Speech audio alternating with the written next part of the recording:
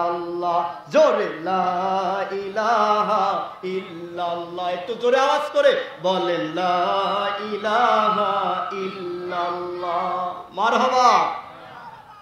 আল্লাহি, আল্লাহর কসম, এই আপনাদের গ্রামে কোনো মুফতি যদি থাকে, কোনো মুহাদ্দিস যদি থাকে, কোনো মাওলানা যদি থাকে, সেই মাওলানা যদি এই কণ্ঠসুরে এই বক্তব্য এবং যে জিকির করলামের জিকির সত্যতা যদি প্রমাণ করতে পারে, তাহলে আজকে এই গ্রাম থেকে বলে যাচ্ছি, যদি আমার সামনে এসে মুখের সামনে যদি দলিল দিয়ে আমার এই কথাকে যদি সে দমন করতে পারে, জুতোর মালা গালাই দিয়ে এইখান থেকে স্টেজ থেকে নেমে যাব। কোন মায়ের বেটা জন্ম হয়েছে যে মায়ের বেটা মুখের উপরে বলতে পারে?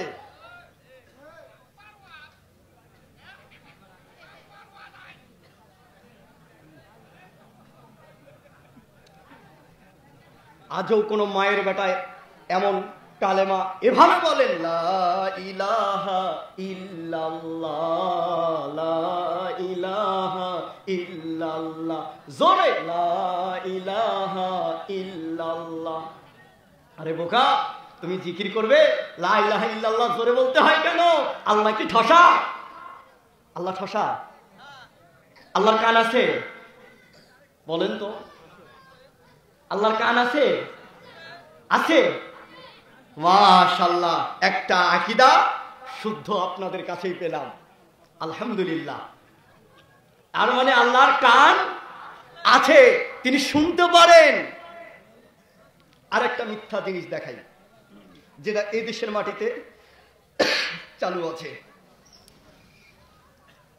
হাজার হাজার মহিলা মা বোন আছে, কোন মা বোন ছাদে বসেছে, কোন মা বোন রাস্তায় বসেছে। ও কুড়িগ্রাম জেলার মা বোনেরা, জানি না আর কোনোদিন আসতে পারবো কিনা জানি না, কিন্তু তোমরা যারা আমাকে দেখেছো ইন্টারনেটের মাধ্যমে, ডিসেন্টিনার মাধ্যমে, মা গো, আমি সেই ওমর ফারুক তোমাদেরকে বলে দেই, মা তোমরা যদি ভালো হইয়া যাও, তোমাদের পেট থেকে আবার জন্ম নিবে শাহজালাল। কথা বলেন ঠিক কিনা ভাইয়া? মা বোনেরা, আল্লাহ পাক যে 10 জন পুরুষকে জান্নাতের টিকিট দিল, 5 জন মহিলাকে জান্নাতের টিকিট দিল, 10 জন পুরুষ আল্লাহ পাক যে 5 জন মহিলাকে জান্নাতের টিকিট দিল, আমি মহিলাদের পক্ষে মস্তুরাতের একটি আলোচনা করি। আমি কোরআন মানলে জান্নাতি, না মানলে জাহান্নামী। আমি মা বোনদের খেদমতের একটু আরজ করার পর আবার চলে যাব ইমাম হাসান হুসাইনের কথায়। ও বন্ধুগণ, পিপিলিকে কেমন করে জান্নাতে যায়, মাসি কেমন করে জান্নাতে যায়, কোন কাজটা করার কারণে জান্নাতে যায়, আমি এই তথ্যগুলি এই জায়গায় দিয়ে দিলাম। কিন্তু ভাই রে, আল্লাহ পাক যে 5 জন মহিলাকে জান্নাতের টিকিট দিল, ও পদ্মার অঞ্চলে থাকা মা বোনেরা, তোমাদের মতো মা ছিল মা খাদিজা, তোমাদের মতো মা ছিল মা সুমাইয়া, তোমাদের মতো মা ছিল মা ফাতেমা, তোমাদের মতো মা ছিল মা আসিয়া। এই 5 জন মহিলার দিলের ভিতরে নবীজির প্রেম জাগ্রত ছিল, নবীজির প্রেম ইমান পাকা মহব্বত ছিল, তার কারণে আল্লাহ পাক জান্নাত লিখে দিল। জোরে কোন সুবহানাল্লাহ। ভাইয়া মা বোনেরা, আল্লাহ রাব্বুল আলামিনের নবী মুহাম্মদ রাসূলুল্লাহ মা আয়েশা সহ সমস্ত বিবিদেরকে নিয়ে মজনার মধ্যে বসে পড়লেন। নবীজি তার সব বিবিদেরকে খেদমত বন্টন করে দিলেন, ওরা সবাই মেনে নিল। কিন্তু মা আয়েশা রাদিয়াল্লাহু তাআলা আনহা কোনো কিছুই তা মেনে নিলেন না। আয়েশা রাদিয়াল্লাহু তাআলা আনহা বললেন, ইয়া রাসূলুল্লাহ, আপনি যে আপনার সব বিবিদেরকে খেদমত বন্টন করে দিলেন, ওরা সবাই মেনে নিল, কিন্তু আমি আয়েশা রাদিয়াল্লাহু তাআলা আনহা আপনার কাছ থেকে একটা খেদমত চেয়ে নেব। নবী বললেন, আয়েশা রে, বলো তুমি কোন খেদমত চাও? আয়েশা রাদিয়াল্লাহু তাআলা আনহা বললেন, ইয়া রাসূলুল্লাহ, আমি আপনার গোসল করার খেদমতটা নেব। নবী বললেন, আয়েশা রে, কেন তুমি আমার গোসল করার খেদমতটা নিবা? আয়েশা বললেন, হুজুর, ইয়া রাসূলুল্লাহ, ইয়া হাবিবাল্লাহ গো নবীজি,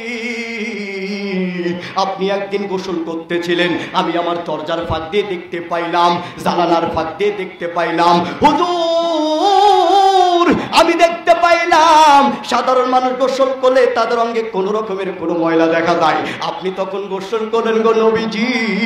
আমি দেখতে পাইলাম কি জানি হইল, যে জায়গায় পানি পড়লো সেই জায়গার মাটি ফাঁক হয়ে গেল, পানিগুলো যখন আবার ভিতরে প্রবেশ করলো মাটি আবার তাপ করে মুছে গেল। যেরকম সুবহানাল্লাহ।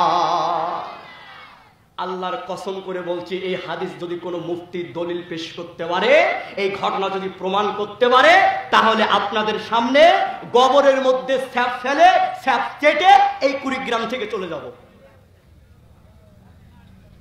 যা বললাম সব মিথ্যা কথা। কি বলেন না কেন? কি বললাম? এসব সব মিথ্যা কথা।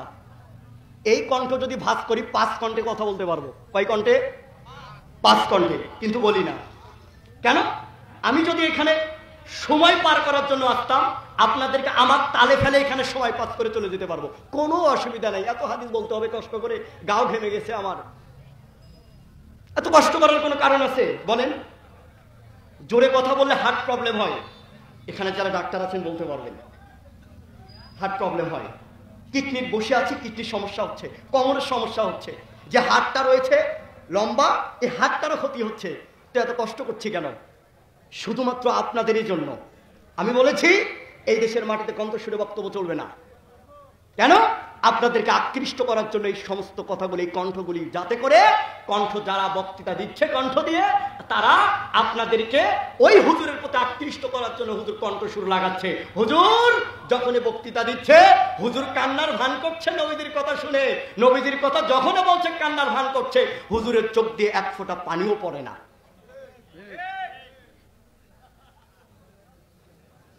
আমি সেই হুজুর নয়, কান্নানোর ভান করতে পারি না।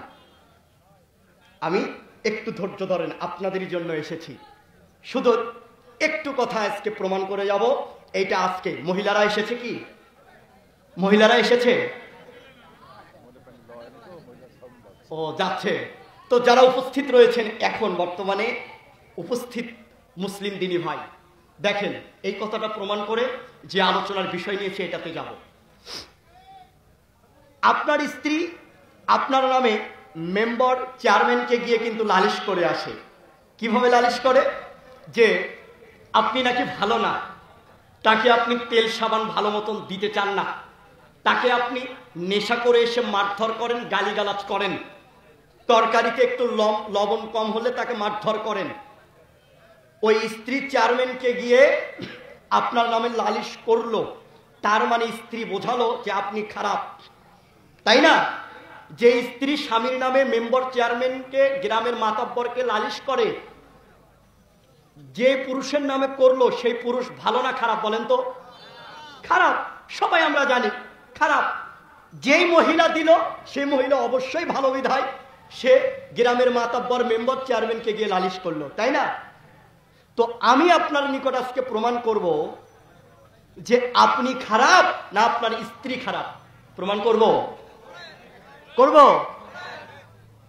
আচ্ছা করি তাহলে, পরে ফিরে আমার দোষ দিবেন না তো? আচ্ছা করি। আল্লাহর নবী বলেন, সারা পৃথিবী নারীদের জন্য আমি 4 জন মহিলার দৃষ্টান্ত বর্ণনা করছি। 1 ঈসার মা মারিয়ম, 2 খুয়াইদের কন্যা খাদিজা, 3 মুহাম্মদের কন্যা ফাতেমা, 4 ফিরাউনের স্ত্রী আসিয়া। আল্লাহর নবী বলেন, এই 4 জন মহিলার জীবনী বৃত্তান্ত জানলে, জীবনী বৃত্তান্ত অবগত হলে সারা পৃথিবী নারীদের জন্য যথেষ্ট হবে, আর কারো জীবনীর প্রয়োজন হবে না। বেগম রোকেয়ার জীবনীর প্রয়োজন নেই, নস্টা তাসলিমা নাসরিনের জীবনীর প্রয়োজন নেই, সুফিয়া কামালের জীবনীর প্রয়োজন নেই, মমতাজের জীবনীর প্রয়োজন নেই, পরিমণির জীবনীর প্রয়োজন নেই। উল্লেখযোগ্য এই 4 জন মহিলার জীবনী বৃত্তান্ত অবগত হলে সারা পৃথিবী নারীদের জন্য যথেষ্ট হবে, আর কারো জীবনীর প্রয়োজন হবে না। তার একজন হচ্ছেন ফিরাউনের স্ত্রী আসিয়া। ফিরাউনের স্ত্রী আসিয়া যখন নিজেকে নিষ্পাপিত্ব, নিষ্কুলসতার পরিচয় দিয়েছিল, তখন ফিরাউন নিজেকে আল্লাহ দাবি করেছিল। সকলে মানলেও তার ঘরের স্ত্রী, সংসার করা বউ তাকে আল্লাহ হিসাবে গ্রহণ করেনি। আসিয়ার অনুসৃতিতে তার প্রতি নেমে এসেছিল অমানবিক, অমানসিক, অসহনীয় অত্যাচারের স্টিমরুলার। আসিয়াকে উত্তপ্ত তেলের মধ্যে টকবক করে ফুটে উঠছে তেল, এই আসিয়াকে দেওয়া হয়েছিল। মৃত্যুর পূর্বে আসিয়া আল্লাহর দরবারে, আল্লাহর নিকটে এই দোয়া করেছিল, আল্লাহ তুমি আমার মৃত্যু দিও না ততক্ষণ যতক্ষণ না আমি মৃত্যুর পূর্বে জান্নাতের কোথায় থাকবো, কোন স্থানটাতে থাকবো, এই স্থানটা দেখে না দেওয়া পর্যন্ত আল্লাহ তুমি আমার মৃত্যু দিও না। ফিরাউনের স্ত্রী আসিয়ার দোয়া আল্লাহ নগদে কবুল করেছেন।